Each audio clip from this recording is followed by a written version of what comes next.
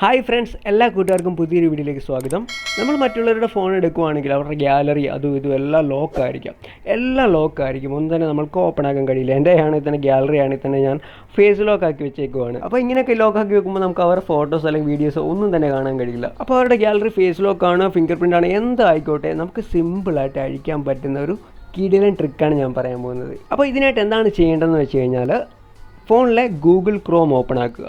ഇവിടെ ഇതുപോലെ file 2 dot 3 line SD card 1 line കൂടി ടൈപ്പ് ചെയ്തിട്ട് സെർച്ച് ചെയ്യുക. കറക്റ്റ് ഇവിടെ കാണിച്ചിരിക്കുന്ന പോലെ കറക്റ്റായിട്ട് വേണം ടൈപ്പ് ചെയ്യാൻ. എന്നിട്ടൊന്ന് സെർച്ച് ചെയ്യുക.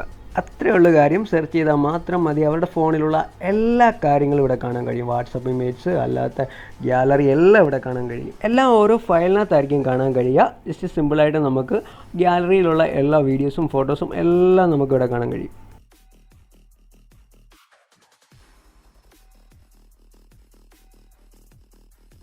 ഓക്കെ ഫ്രണ്ട്സ്, നിങ്ങൾക്ക് വീഡിയോ ഇഷ്ടപ്പെട്ടെങ്കിൽ ഉറപ്പായിട്ടും ഒന്ന് ലൈക്ക് ചെയ്തേക്കുക. ഈ ചാനൽ നിങ്ങൾ ആദ്യമായിട്ടാണ് കാണുന്നതെങ്കിൽ ചാനൽ ഇഷ്ടപ്പെടുവാണെങ്കിൽ ഉറപ്പായിട്ടും താഴെ കാണുന്ന ചുവന്ന സബ്സ്ക്രൈബ് ബട്ടൺ ക്ലിക്ക് ചെയ്തുകൊണ്ട് ചാനൽ സബ്സ്ക്രൈബ് ചെയ്യുക. അപ്പോൾ വരുന്ന ബെല്ലൈക്കൺ കൂടി ക്ലിക്ക് ചെയ്ത് വെക്കുകയാണെങ്കിൽ ഞാൻ അപ്ലോഡ് ചെയ്യുന്ന ഇതുപോലെയുള്ള ടെക്നോളജി വീഡിയോസ് നിങ്ങൾക്ക് പെട്ടെന്ന് നോട്ടിഫിക്കേഷൻ ആയിട്ട് ലഭിക്കുന്നതായിരിക്കും. അപ്പോൾ അടുത്തൊരു നല്ലൊരു വീഡിയോയിൽ കാണാം.